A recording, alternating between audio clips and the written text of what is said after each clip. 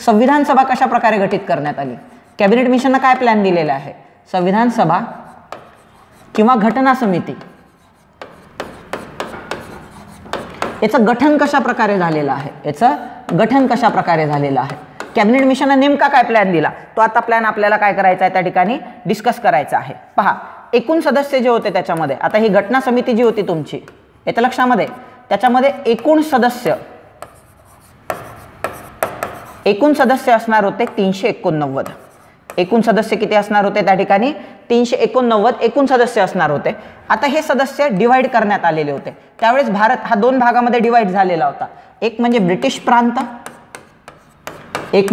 प्रांत,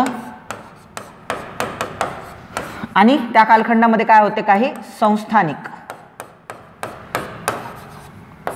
त्या कालखंडामध्ये काय होते? संस्थानिक. मी थोडासा इतिहासाचा आढावा तुम्हाला देऊ इच्छितो इथं, किंवा इतिहासाबद्दल थोडीशी माहिती सांगतो की असं कशामुळे होतं की भारतामधला काही पोर्शन तुम्हाला ब्रिटिश प्रांत दिसतो. ह्या ब्रिटिश प्रांतासाठी 296 सीट अलॉट करण्यात आल्या होत्या आणि संस्थानिकांसाठी 93 सीट त्या ठिकाणी अलाव करण्यात आल्या होत्या. 296 आणि 93 किती होतात? टोटल 389. हे 389 मिळून संविधान सभा किंवा घटना समितीचं गठन करतील आणि राज्यघटना लिहितील असं काय होतं त्या कालखंडात अपेक्षित होतं. इतिहासाचा आढावा तुम्हाला ब्रिटिश प्रांत आणि संस्थानिक हे काय भानगड आहे, ज्यांना इतिहास माहीत नाही आहे त्यांच्यासाठी सांगतो. पहा, डलहौसी नावाची एक पर्सनॅलिटी होती ज्याला आधुनिक भारताचा जनक असं म्हटलं जाते, ज्यानं आधुनिक भारताची नीव रचलेली आहे. आधुनिकता काय आहे, किंवा असं म्हणू शकतो आपण की मुघल जे होते ते सुरुवातीचे मुघल जे औरंगजेबापर्यंत 4-5 मुघल जे आहे ते अतिशय पॉवरफुल होते, पण त्यानंतर जे मुघल आले त्यांना आपण उत्तर मुघल किंवा लॅटर मुघल म्हणतो, ते 1 नंबरचे निकम्मे होते. येत्या लक्षात, त्यांच्या कालखंडामध्ये भारताचे तुकडे पडायला सुरुवात झालं. सो पुण्याचे पेशवे पॉवरफुल झाले, बुंदेलखंडमध्ये वीरसिंग बुंदेला आहे, पलीकडे गेलं बंगालचे नवाब तिकडे तुम्हाला दिसतात अलीवर्दी खान, त्याच्यानंतर तुमचा मुर्शिद कुली खान. अवधमध्ये जर गेलं तर तिथं सादत अली खान, सफदरजंग हे पॉवरफुल आहे. दख्खनमध्ये तुम्हाला दख्खनचा म्हैसूरचा वाघ टिपू सुलतान माहीत असेल, त्याचे वडील हैदर अली आहे. तिकडे निजाममध्ये तुम्हाला 7 निजाम दिसतात, त्याच्यात संस्थापना करणारा निजाम उल मुल्क चिनकुलीस खान. ह्यांनी काय केलेलं आहे, अशा ज्या मोठे मोठे तिकडे राजस्थानमध्ये गेले तर सवाई जयसिंग तुम्हाला दिसतोय. इकडे जर तुम्ही मिडलमध्ये आले तर सूरजमल जाट, त्याच्या आधी चुडामन जाट, ह्या सगळ्यांनी मिळून काय केलेलं होतं, भारताचे तुकडे पाडले होते. प्रत्येकाने स्वतःला स्वतंत्र राजा घोषित केलं. का? कारण जी केंद्रात जी दिल्लीची सत्ता होती ती कमकुवत होती. मोहम्मद शाह रंगीला सारखे रंगीले लोक त्या ठिकाणी गादीवर बसले होते, म्हणून पूर्ण भारताचे तुकडे तुकडे झाले होते. ब्रिटिश जेव्हा आला तर तेव्हा हे भारत जिंकणं त्यांना का सोपं गेलेलं आहे, कारण भारताचे ऑलरेडी तुकडे झाले होते. युनायटेड वी स्टँड, मुघलांच्या कालखंडामध्ये औरंगजेबापर्यंत युनायटेड वी स्टँड, भारत हा एकत्र होता. त्याच्यामुळे औरंगजेबाच्या विरुद्ध जेव्हा ब्रिटिशांनी बंड केलं बंगालमध्ये, तेव्हा औरंगजेबानी ठेचून काढलं त्यांचं बंड, म्हणजे सगळे ब्रिटिश मारले जाणार होते. बरं झालं त्यांनी त्यांच्यासमोर नाक घासलं औरंगजेबाच्या समोर आणि स्वतःचे प्राण वाचवले, नाहीतर ब्रिटिश जिवंत राहू शकले नसते. औरंगजेबाचा तर मुळशी पॅटर्न होता, तो तर कत्तलच करायचा, म्हणजे डोळे काढून घेणे, हातपाय तोडणे, येत्या लक्षामध्ये, किंवा आतडे बाहेर काढणे, असे विचित्र घाण प्रकार काय असायचे, मारण्याचे त्याचे असायचे. सो ब्रिटिश त्याच्या कालखंडात एकदा बंड करून चुकले, पण ब्रिटिशांचं नाक त्या ठिकाणी ठेचलं गेलेलं आहे, नाक घासावं लागलेलं आहे ब्रिटिशांना.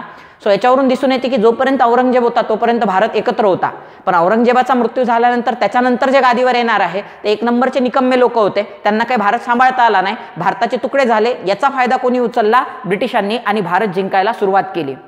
आणि भारत जिंकायला सुरुवात केल्यानंतर हळूहळू सर्व संस्थानिक जे आहे, जे काही राज्य करणारे, मी तुम्हाला वेगवेगळे लोक सांगितले ज्यांनी भारताचे तुकडे केले, सो त्या लोकांना काय केलं, स्वतःच्या आधिपत्याखाली आणलं. परंतु जरी ब्रिटिश तुम्हाला अप्रत्यक्ष काय दिसतात, शासक दिसतात, प्रत्यक्ष शासक तुम्हाला जरी पाहायला मिळालं तर तुम्हाला तिथले जे काही राजे आहेत ते शासक दिसतात, पण त्यांच्या मागं ते हाताखालचे खेळणे बनले होते ब्रिटिशांच्या. मग एक डलहौसी नावाची पर्सनॅलिटी आला, जो मुळातच जमीनदार आणि साम्राज्यवादी होता. त्यांचं म्हणणं होतं की हाताखालचे बाहुले कशाला जिवंत ठेवायचे, किंवा ह्यांना तरी कशाला ठेवायचं. त्याच्यामुळे त्यानं खालसा धोरण आणलं आणि सरळ सांगितलं की इथून पुढं हे जे भारतातले छोटे छोटे संस्थानिक आहे हे सगळेजण कोणाचा भाग बनतील, त्या ठिकाणी ब्रिटिश साम्राज्याचा भाग बनतील. त्यामुळं काय झालं, हे राजे चिडले आणि 1857च्या बंडामध्ये सामील झाले. ज्यांचे ज्यांचे संस्थानं त्यानं खालसा केले होते किंवा ब्रिटिश साम्राज्याला जोडले, किंवा ते ब्रिटिशाच्या साम्राज्याचा भाग बनले. आणि 1857च्या उठावापर्यंत जे संस्थानं असा ब्रिटिश साम्राज्याचा भाग बनण्यापासून वाचले ते संस्थानच राहिले, येतं लक्षामध्ये. आणि जे ऑलरेडी ब्रिटिश साम्राज्याचा भाग बनले त्याला काय म्हणतो आपण, ब्रिटिश प्रांत म्हणतो. म्हणजे 1857च्या उठावानंतर राणीनं जाहीरनामा पब्लिश केला 1858 मध्ये, 1857च्या उठावानंतर, की इथून पुढे आम्ही कोणतंही संस्थान खालसा करणार नाही. जे झाले ते ब्रिटिशांचे आणि जे राहिले तिथले संस्थानिक काय राहतील, स्वतंत्र राहतील. म्हणून जेव्हा भारत स्वतंत्र होत होता तेव्हा भारताचे दोन भाग पडायचे. एक म्हणजे जे ब्रिटिशांच्या घशात गेलेले प्रांत आणि असे प्रांत जिथं संस्थानिक काय होते, इनडायरेक्टली राज्य करायचे, डायरेक्टली राज्य करायचे, पण डॉमिनन्स कोणाचा होता, ब्रिटिशांचा. सो ब्रिटिश आणि नावासाठी का होईना, सो ब्रिटिशांचं आणि ह्या संस्थानिकांचं स्टॅटस मैत्रीचं होतं, पण ॲक्च्युली निजाम म्हणा, भोपाळचे नवाब म्हणा, असे वेगवेगळे भारतातले जे संस्थानिक होते हे कोणाच्या आधिपत्याखाली होते, ब्रिटिशांच्या. पण तरीही नामधारी का होईना त्यांना स्वतंत्र अस्तित्व होतं. म्हणून भारताचे आपण दोन भाग पाडतो, एक म्हणजे ब्रिटिशांचे प्रांत आणि दुसरे म्हणजे संस्थानिक. येते लक्षामध्ये, संस्थानिकांचे ब्रिटिश प्रांताचे पण त्या ठिकाणी दोन भाग पडतात. एक म्हणजे ब्रिटिश गव्हर्नरचे प्रांत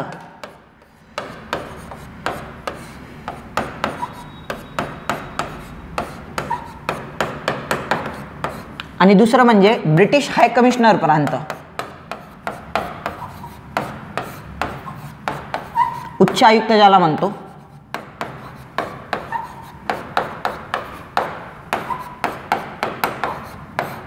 ब्रिटिश हाय कमिशनरचे प्रांत. आता म्हणणार सर तुम्ही ही काय भानगड आहे, तर पहा, जसं आता आपल्या देशामध्ये काही राज्य आहे आणि काही केंद्रशासित प्रदेश आहे, तसंच ब्रिटिश प्रांताचे पण दोन भाग पडायचे. जे राज्य म्हणतो आपण सध्या ते गव्हर्नरचे प्रांत असायचे आणि जे केंद्रशासित प्रदेश म्हणतो ते हाय कमिशनरचे प्रांत असायचे. येत्या लक्षामध्ये, सो गव्हर्नरच्या प्रांतांना जास्त जागा सोडण्यात आल्या होत्या. सो त्या म्हणजे 292 जागा सोडण्यात आल्या होत्या आणि फक्त 4 जागा हे काय छोटे छोटे, जसे युनियन टेरिटरी आहे भारतामध्ये, अंदमान निकोबार आहे, लक्षद्वीप आहे, दीव दमन आहे, दादरा नगर हवेली आहे, चंदीगड आहे, सध्या जम्मू काश्मीर आणि लडाख याला पण युनियन टेरिटरीचा दर्जा मिळालेला आहे, चंदीगड आहे. हे असे जे छोट्या छोट्या युनियन टेरिटरी आहे तसे आधी काय होते, 4 हाय कमिशनरचे प्रांत होते आणि उरलेले जे आहे 11 प्रांत हे काय होते, गव्हर्नरचे प्रांत होते. येतं लक्षामध्ये भारतामध्ये. सो त्याच्यापैकी किती सदस्य निवडून जाणार होते, 292 आणि 4 सदस्य हाय कमिशनरच्या प्रांतामधून. सो असं डिस्ट्रीब्युशन तुम्हाला कोणी दिलेलं आहे त्या ठिकाणी, सो आपल्या कॅबिनेट मिशननी तुम्हाला हे डिस्ट्रीब्युशन दिलेलं आहे. पहा, 389 सदस्य टोटल असणार.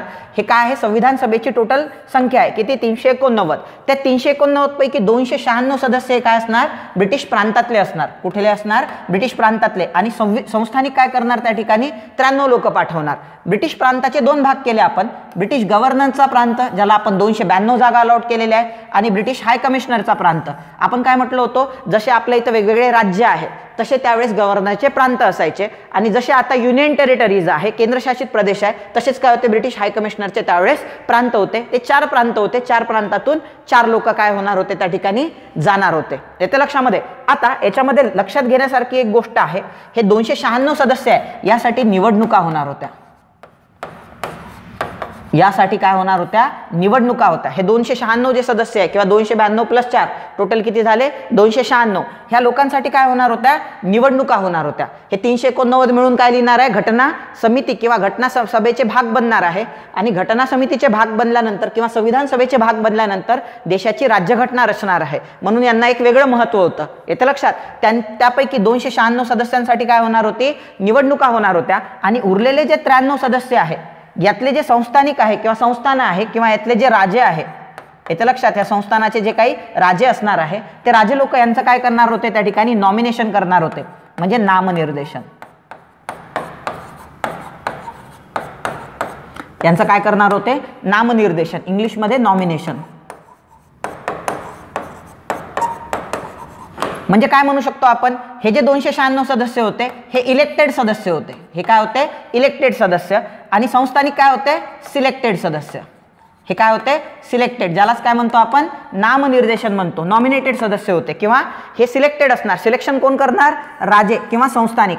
सिलेक्शन कोण करणार, संस्थानिकांद्वारे काय असणार, सिलेक्टेड असणार. किती लोक, 93. आणि इलेक्टेड म्हणजे निवडून गेलेले किती असणार, 296.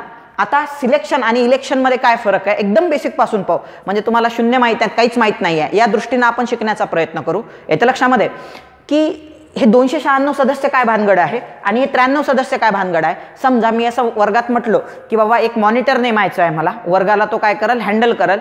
यासाठी मी काय करतोय, मॉनिटर निवडण्यासाठी निवडणूक लावतोय वर्गामध्ये. तर मग काय करतील, सगळेजण वोटिंग करतील, त्याच्यामध्ये सर्वात जास्त मतं ज्या पोराला पडतील तो मॉनिटर. म्हणजे हा कोणत्या पद्धतीने मॉनिटर बनलेला आहे, इलेक्शन पद्धतीनं. तसं इथे इलेक्शन पद्धती होती.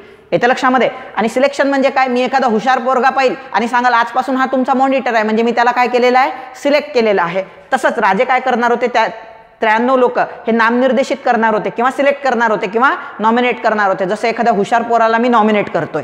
आलं लक्षामध्ये? सो अशा प्रकारे काय होतं तुमचं त्या ठिकाणी डिस्ट्रीब्युशन होतं घटना समितीचं किंवा संविधान सभेचं किंवा घटना समितीचं. अशा प्रकारे काय होणार होतं गठन. अशा प्रकारे मेंबर्स त्याचे काय होणार होते निवडून येणार होते. एक्झामच्या दृष्टीनं अतिशय महत्त्वाचं, अतिशय फसवे प्रश्न याच्यात आयोग तुम्हाला विचारते. फॉर एक्झाम्पल आपण ते पाहू वेगळे क्वेश्चन्स, म्हणजे तुम्ही स्वतःही सोडवा, मी पण तुमच्या क्लासमध्ये रिवाईज करून घेणार आहे. पण इन जनरल तुम्ही लक्षात ठेवा, तुम्हाला असं विचारतात ते की सर्व सदस्य जे होते ते निवडून आलेले होते, संविधान सभेतील सर्व सदस्य निवडून आलेले होते. हे खरं आहे का? नाही, चूक आहे. सर्व सदस्य निवडून थोडी आलेले होते. सर्व सदस्यांपैकी काही सदस्य हे निवडून न येता नामनिर्देशित होते. म्हणजे विधान काय असणार? चूक असणार. येतं लक्षामध्ये? ते असंही विचारू शकतात तुम्हाला, जे ब्रिटिश प्रांत होते त्यापैकी ब्रिटिश गव्हर्नरच्या प्रांतातून 296 सदस्य जाणार होते. चूक. ब्रिटिश गव्हर्नरच्या प्रांतातून 292 जाणार होते. ब्रिटिश प्रांतातून 296 आहे, पण गव्हर्नरच्या प्रांतातून 292 आणि हाय कमिशनरच्या प्रांतातून 4 लोक जाणार होते. येतं लक्षामध्ये? सो हे डिस्ट्रीब्युशन तुम्ही एकदा पाहून घेणं मला अपेक्षित आहे. सो पाहून घ्या तुम्ही हे.